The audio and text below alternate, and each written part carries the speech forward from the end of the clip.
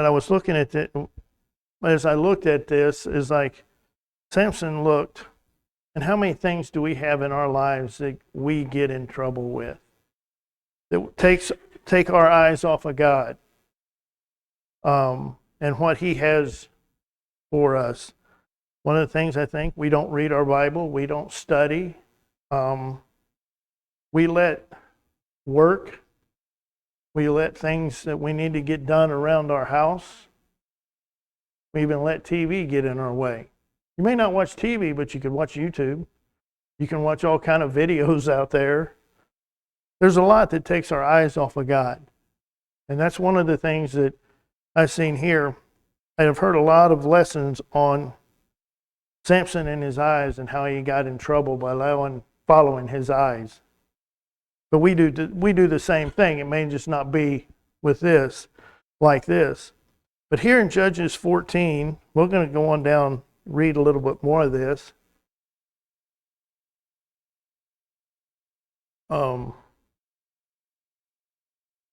Verse 3. Sure, I got to follow my notes today. Then his father and his mother said unto him, Is there never a woman among the daughters of thy brethren, or among all my people, that thou goest to take a wife of the uncircumcised Philistines? And Samson said unto his father, Get her for me, for she pleases me. So basically all it was this woman pleased her. But then in verse 4, but his father and his mother knew not that it was of the Lord that he sought an occasion against the Philistines, for at that time the Philistines had dominion over Israel. So as I was looking at this and thinking about, okay, Samson went down and his eyes got him in trouble.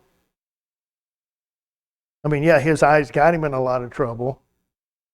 But I also thought, as when I read that verse, he's got something going. God in him's got something going on against the Philistines. This is not just him looking, but how many times does God take something that we've done wrong and use it in our lives?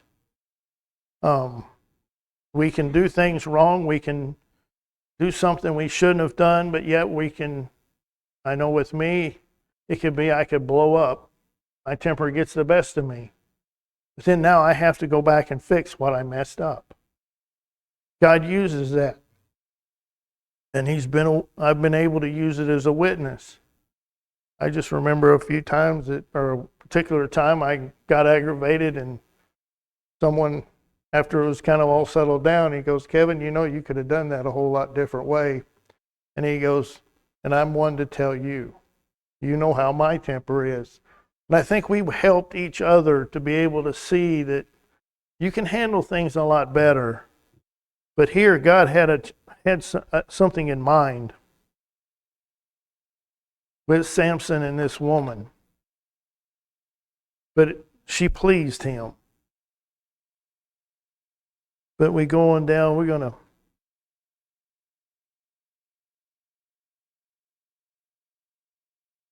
verse 7, well, we'll read the rest of this. Then went Samson down, and his father and mother to Timath, and came unto the vineyard of Timath, and behold, a young lion roared against him, and the Spirit of the Lord came mighty upon him, and he rent him as he would have rent a kid, and he had nothing in his hands, but he told his father and his mother. He did not tell his father and mother what he had done. And it came to pass, and he went down and talked to the woman, and she pleased him well. So basically, what it looks like, this is the second time that he's actually seen and talked to this lady, whether or not he had, but he talked to her. And as I think about verse 4, that God and him have got a plan. I kind of wonder, is he thinking about some way that he can get back at these people? I don't know. But as far as his eyes and him seeing her, that she pleased him in just talking to him. I'm not going to continue with all this. Uh,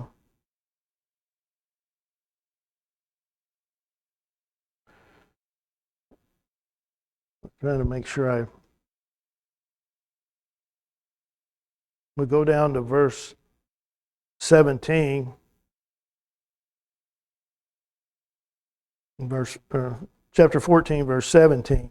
But here, after he goes down, Samson makes a great feast for the people, and he presents them with a riddle regarding the lion and some honey.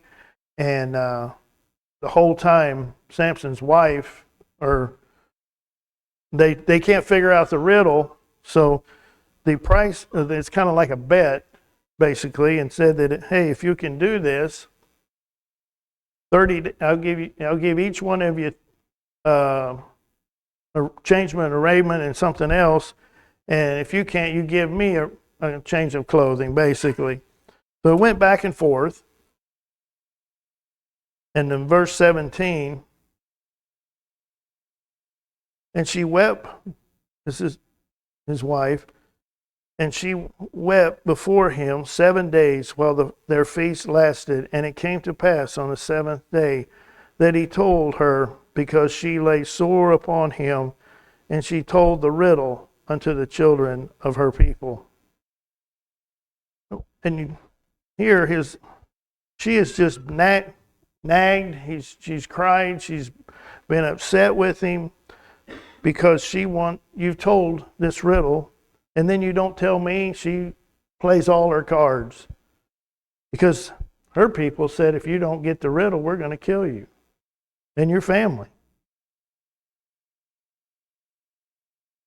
And then verse 18, and the men of the city said unto him on the seventh day before the sun went down, what is sweeter than honey, and what is stronger than a lion? And he said unto them, if ye had not plowed with my heifer, ye had not found out my riddle. He knew what had happened. I think it's kind of funny when he said, if you hadn't plowed with my heifer. I think that's kind of funny. But, he figured out what they had done in pressing her to press him to give them the answer. And that's how loyal she is. She wasn't loyal to him at all. And in verse 19, and the Spirit of the Lord came unto him, and he went down to Ashkelon, and slew 30 men of them, and took their spoil, and gave change of garment unto them which expounded the riddle, and his anger was kindled, and he went up to his father's house. But Samson's wife was given to his companion, whom he had used as his friend. After they told him what the riddle was, the Spirit of the Lord came on him, and he went and killed 30 Philistines. Just went and killed them and took everything of theirs. I kind of wonder, when you handed these 30 garments to these other people, were there holes in them? Blood all over them? You think about that. But here he is upset. He was mad, and the Lord went with him. And this is part of the occasion. He was going against the Philistines. He was stirring stuff up. And then his wife is giving to another person, to his companion. Here in verse 20.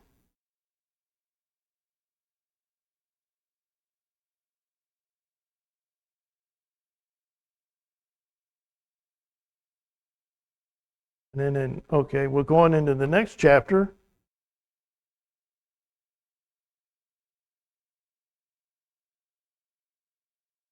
chapter 15 here in Judges. But it came to pass within a while after, in the time of wheat harvest, that Samson visited his wife with a kid, and he said, I will go in unto my wife into the chambers.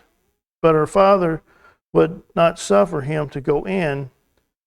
And her father said, I verily thought that thou had utterly hated her, therefore I gave her to thy companion.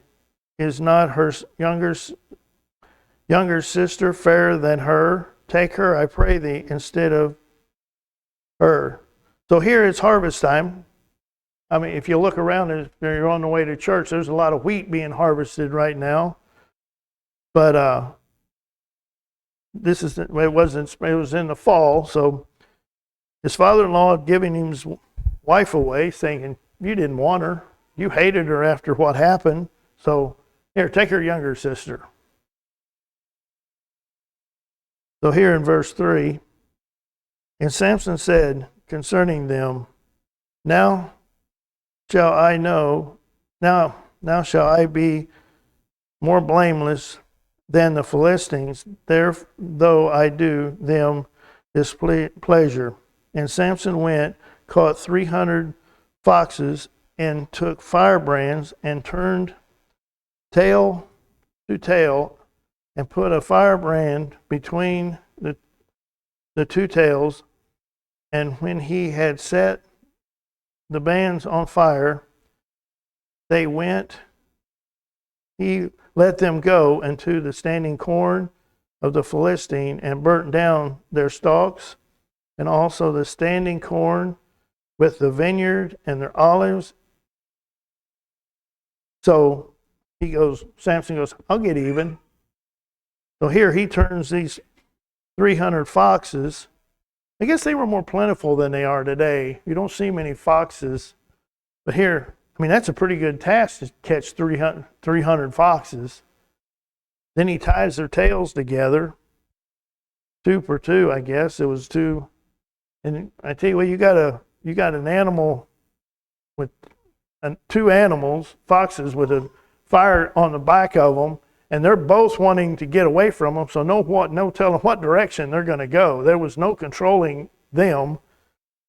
And there they are running through all the corn. It's dry, running through their vineyards, their olives. They're burning stuff down, and a lot of it in a hurry. Then verse 6. Then the Philistines said, who hath done this? And they said, Samson, the son-in-law of the Timonite, because he taketh his wife and given her to his companion. And the Philistines came up and burnt her and her father with fire. And Samson said unto them, though ye have done this, yet will I be avenged of you, and after that I will cease. And he smote them hip and thigh with a great slaughter, and went down and dwelt in the top of rock Etam. Here, the Philistines, they kill Samson's wife and father-in-law. Then he goes and revenges them, and he kills a bunch of them. But we're going to stop there. But what happens is he goes through. He goes in back to home. He's up on this mountain. He's up there, and there's 3,000 Jews come to him because the Philistines are wanting Samson. So he says, I'll go with them. I'll go with you, but you got to promise me once you tie me up, you won't hurt me. They agreed. They took him down. They turned him over to the Philistines. And remember what happened? I'll let you figure it out if you don't know.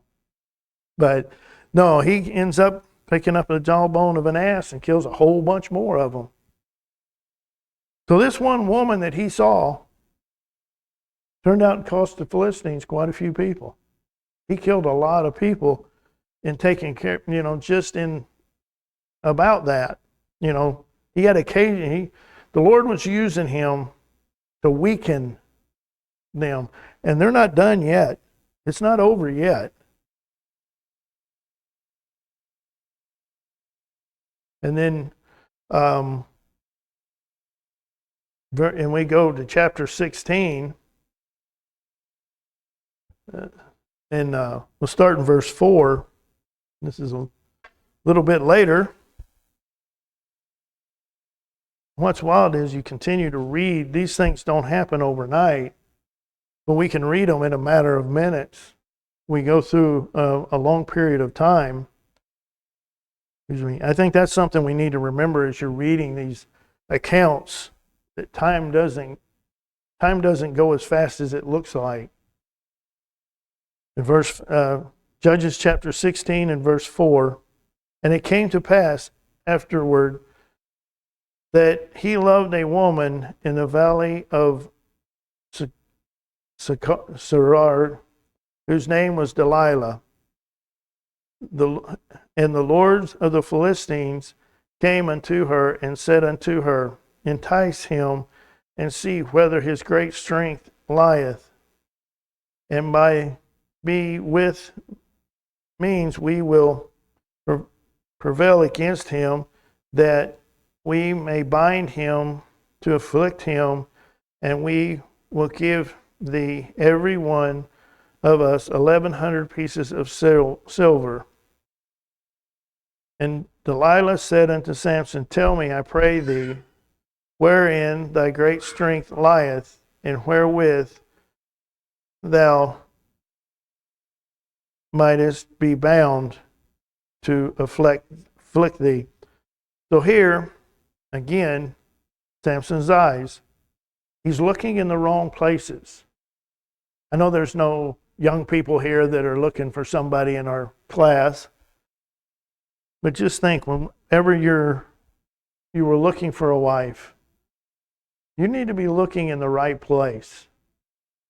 And the Lord blessed me that I seen the right place. The Lord showed me, I had friends and that showed me the right person in the right place. Because just like the first wife, she was worried. But like Delilah, she was more interested in the money that she was going to gain from this than him. So you got to watch out where you're looking at as far as looking for a wife or a husband. So here Samson loved Delilah. I want to make sure I get through this. So if you don't remember, read down through there that Delilah, Samson tells her all kind of things. Tie me up with new rope, tie me up with old rope, entangle my hair, braid my, and it got to the point where the Philistines were staying right there and then finally they said, when you figure it out, call us. We had tried this and it ain't working. But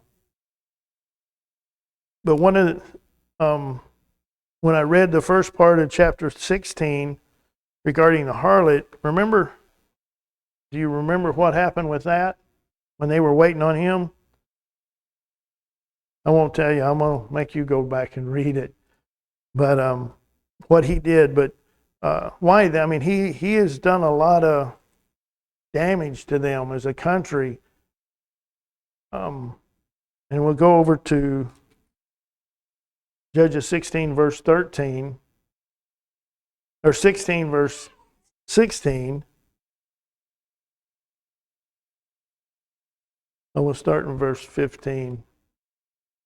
Because here Delilah's been asking him, and verse 15, and she said unto him, how canst thou say, I love thee, when thine heart is not with me, that thou hast mocked me these 3 times, and hast not told me wherein thy great strength lieth? And yet he didn't see. She asked the question, but yet he could ask the same question back to her. Why do you ask? Do you say you love me? Why do you want to know? What are you going to do to me? He doesn't think this whole thing through. But then in verse 16, and it came to pass when she pressed him daily with her words and urged him so that his soul was vexed unto death. You know what? That's being on him all the time. That all the time. In verse 17, that he told her all his heart and said unto her, hath not come a razor upon my head, for I have been a Nazarite unto God from my mother's womb.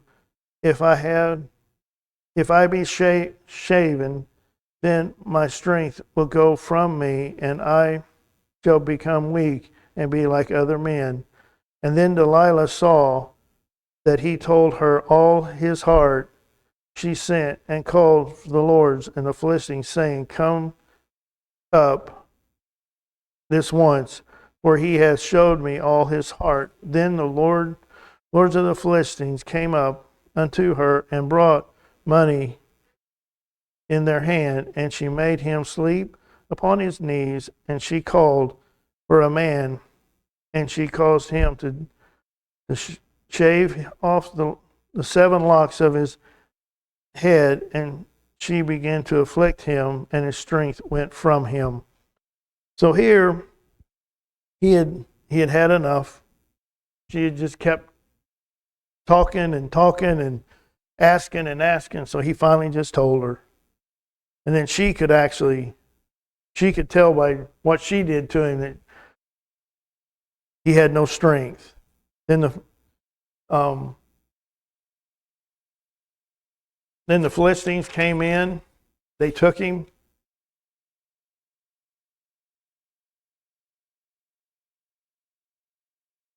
Let's see.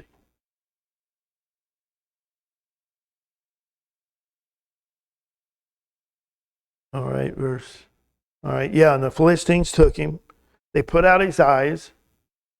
We're running out of time, so I want to. But he's now grinding corn. He's walking around grinding corn in prison. He can't see. And verse 27 here, chapter 16. Oh, too far down.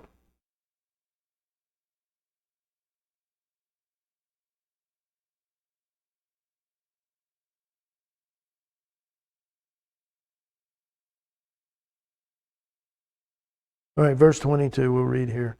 Howbeit the hair of his head began to grow again after he was shaven. And the lords of the Philistines gathered themselves together for offer a great sacrifice unto Dagon, their God,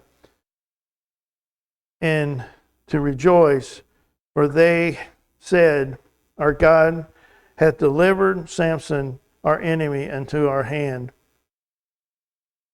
And when the people saw him, they praised their God, for they said, Our God hath delivered unto our hands our enemy, and destroyed, and the destroyer of our country, which slew many of us. And when it came to pass, when their hearts were merry, that they said, Call Samson, that we may make us sport. And they called Samson out of the prison house, and they made them sport, and they set him between 2 pillars. Here they're having fun. I mean, they're having a big party praising Dagon. And as I was reading that, I thought of Dagon. Remember what happens when when Saul was king? No, it's not Saul. That was back before Saul. But remember what happened to Dagon later on? I always think that's so funny. But here they brought Samson in. They're going to make sport of him. They're making fun of him. Look what we've done. Our God's given you into our hands.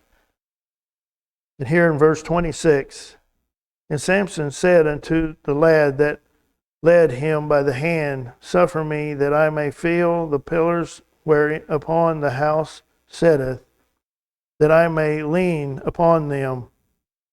Now the house was full of men and women, and all the lords of the Philistines were there, and there were upon the rooftop about 3,000 men and women that beheld while Samson made sport. So on top of this house is 3,000 men and women. And this lad has put Samson's hands upon the two pillars of the building. And Samson called unto the Lord and said, O Lord, remember me, I pray thee, and strengthen me, I pray thee, only this once, O God, that I may at once advance of the Philistines for my two eyes. And you don't read, it's not written anywhere, but the other times that Samson's strength come up on him, he never asked. He just did it. Here, he actually prays, Lord, give me my strength. And how often have we messed up, been in the middle of something, we've done whatever we shouldn't, or whatever, we're asking forgiveness. Lord, help me, because we're paying for what we did. And here, we ask the Lord, just like Samson is, Lord, help me out of this. Give me strength to go through this. And here Samson asks, Lord, just that I may advance, whatever, I can't get the word, to get revenge about my eyes. And in verse 29, and Samson took hold of the two middle pillars upon which the house stood, and on which it was bore up, of one with his right hand and the other with his left hand. And Samson said, let me die with the Philistines. And he bowed himself with all his might, and the house fell upon the lords and upon all the people that were therein. So the death which he slew in his death were more than they which he slew in his life. He slew a lot of people in his life. But what's wild is you realize that when he killed, these are the lords of the Philistines. These are all the higher ups of their entire country, is here doing this at this celebration of them capturing Samson. But it didn't end like they wanted it to, because now all their lords are dead. Their entire country is now in an uproar, because now all they got to do is, they got a lot of rulers to be put into place. And in verse 31, then his brethren and all his house of his father came down and took him and brought him up and buried him between Zorah and Esthra in the burying place of Manoah, his father, and he judged Israel for 20 years.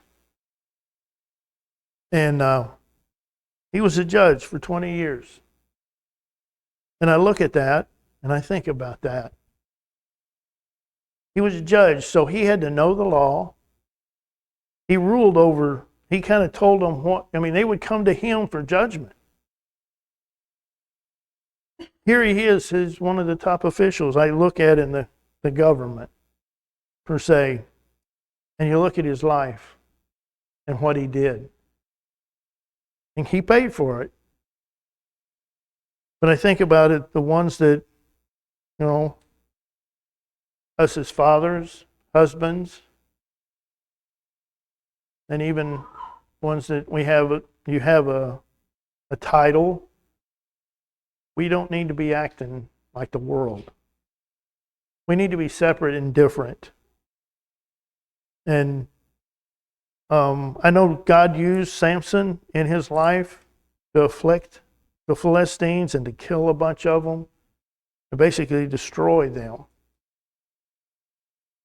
But I want to make sure that I'm doing right.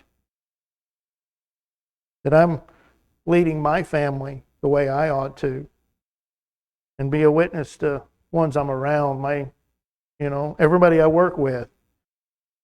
But I was encouraged. I thought this was neat, how Samson, his life, the way he lived, but God still used him. No matter how bad you mess up, God can still use you, even in your mess ups. And I believe he does. But I encourage you to go back and read that whole entire account and get all the, I shortened it for time. But there's a lot of stuff in there and what Samson did. But we'll be dismissed with a word of prayer. Dear Heavenly Father, thank you for this day. Thank you for the many blessings you've given us. Lord, just thank you for allowing us to come into your house to worship you. And Lord, just bless us that we'll be the witness we need to be, and to walk a close walk with you. And Lord, that I might help to encourage these people to read these accounts and to just stay into your word and to study daily and read it daily. And this is how you answer our questions. What we should do is in your word. The Lord, just bless us. Bless the rest of the services. Bless the many that's on our prayer requests, the ones that are sick and the ones that are facing surgery, that you'll just bless there. And Lord, just bless and forgive us of our many sins and our shortcomings. In Jesus' name we pray. Amen.